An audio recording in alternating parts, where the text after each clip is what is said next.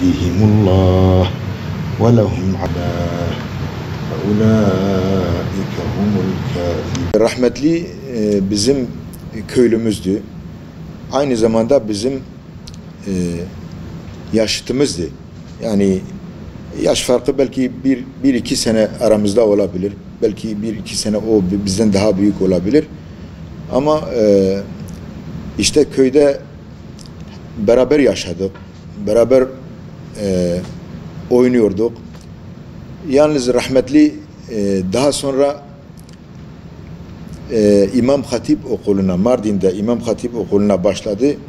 İmam Hatip okulunu Mardin'de bir arkadaşıyla beraber, onun halasının oğluydu, beraber okuyorlardı Mardin'de.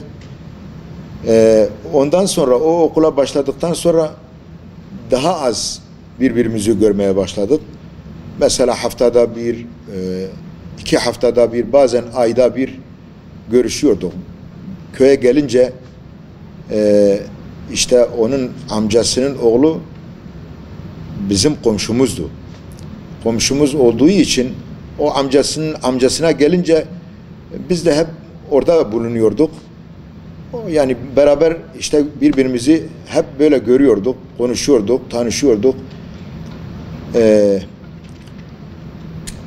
İslami dini bir inanca sahipti. Yani rahmetli, gerçi o zaman İmam Hatipliler pek şeyde tasvip edilmiyordu. Toplum içinde İmam Hatip okuyanlar pek tasvip edilmiyordu.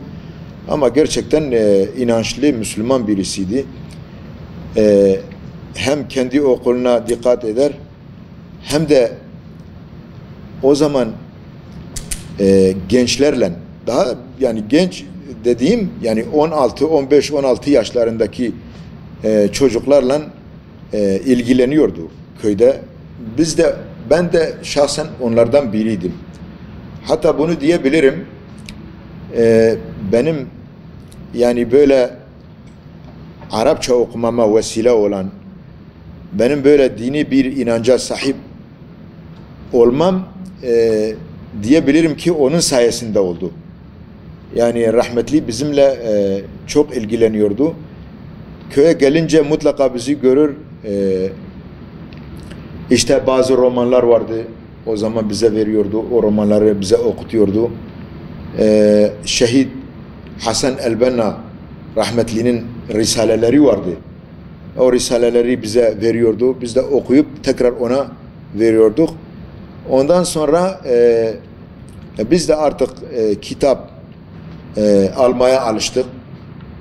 Kitap okuduk. O vesileyle işte Arapça okuma hevesi bende oldu, bende oluştu.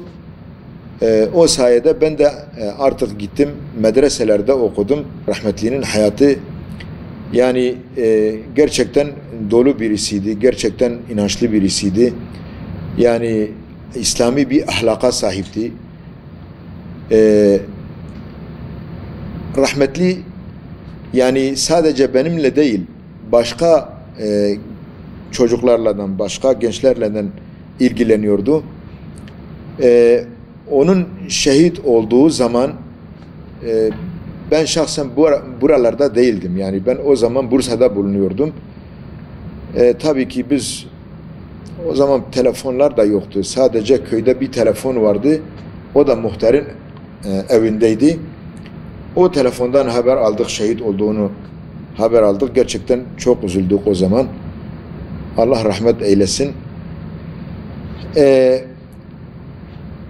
Rahmetli yani şehit olduğu zaman da belki 20-30 tane çocuk onun yanında Kur'an-ı Kerim okuyorlardı. Yani Kur'an hizmetinde bulundu, İslam hizmetinde bulundu ve bu yolda şehit olduğuna biz inanıyoruz.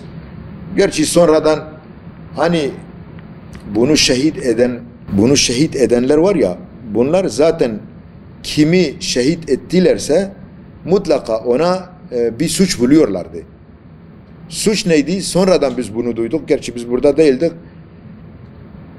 İşte bunun mit olduğunu yaydılar. Karakolla ilişkisi olduğunu kendi çevrelerine söylediler ve onun öldürülmesini, onun şehit edilmesini bu şekilde yani meşru göstermek için böyle yaptılar.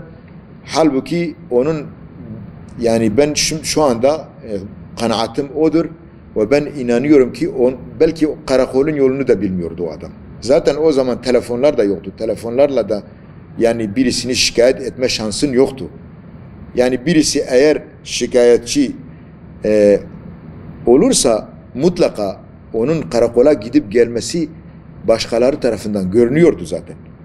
Ama o hiçbir zaman onun karakola gittiğini, polislerle görüştüğünü ne duyduk, ne gördük, ne şahit olan birisi vardır. Sadece onların sözüdür bu ve yalan yani hepsi yalan. Hepsi yalan. Allah onun hakkını bırakmasın onlara. Bunlar o zaman şimdi de gerçi öyledir. O zaman da o zaman Kürtçülük falan da yoktu ortada. Kürtçülük yoktu. Sadece solculuk vardı. Yani dinsizlik vardı. Komünizme bir hevesleri vardı. Ve Müslümanları sevmiyorlardı. Şu anda da sevmedikleri gibi o zaman da sevmiyorlardı. Tabi böyle eylemlere başladıkları zaman Müslümanlar artık hedefteydi. Rahmetli de o hedeflerden birisi oldu yani. Yani hiçbir nedeni yoktur.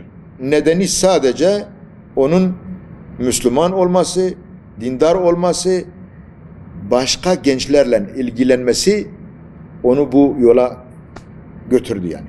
Biz burada değildik. Yalnız duyduğumuza göre gitmişler. Doluk köyü vardır. Doluk köyünde o zaman imamlık yapıyordu. Resmi olarak orada imamdı.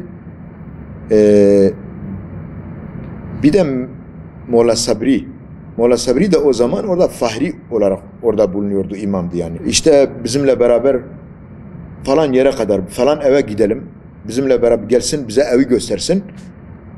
Bunu söylemekle o da evden çıkmış onlarla beraber. Demek ki inanmış, nasıl yapmışsa çıkış o çıkış. Onu işte götürmüşler yani köyden uzak bir yere işkence yaparak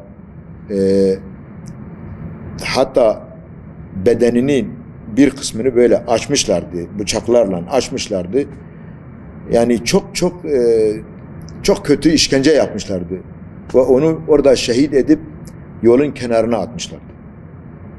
Yani sonradan işte görenler olmuş. O görenlerin haber vermesiyle artık onun şehit olması oldu yani ortaya çıktı. Şimdi rahmetlinin hatırası biziz yani. Ben kendi şahsım bile ben onun hatırası olarak kendimi kabul ediyorum. Çünkü eğer o olmasaydı, eğer o bizimle ilgilenmeseydi, Allah'ın hidayeti de olmasaydı, yani şu anda belki ben başka işle uğraşıyor olabilirdim, başka ayaklarda olabilirdim. Şu anda benim burada bulunmam, benim burada imamlık yapmam, benim 5-6 sene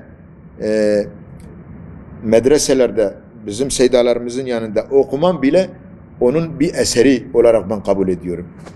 Şehit rahmetli benim gördüğüm kadarıyla o zaman tabii gençti yani bizim beraber olduğumuz dönem daha çok gençti. Daha okul çağındaydı. Yani İmam Hatibi okuyordu. Yani kitapları çok seviyordu. Kitapları çok okuyordu ve kitapları başkalarına da tavsiye ediyordu. Mesela bize çok tavsiye ediyordu. Hatta onun mesela okuduğu kitaplar, yani onun okuyup da beğendiği kitapları bize getiriyordu. İşte bu kitabı okudum, çok beğendim, çok güzel bir kitaptır. Bunu siz de okuyun. Bize tavsiye ediyordu.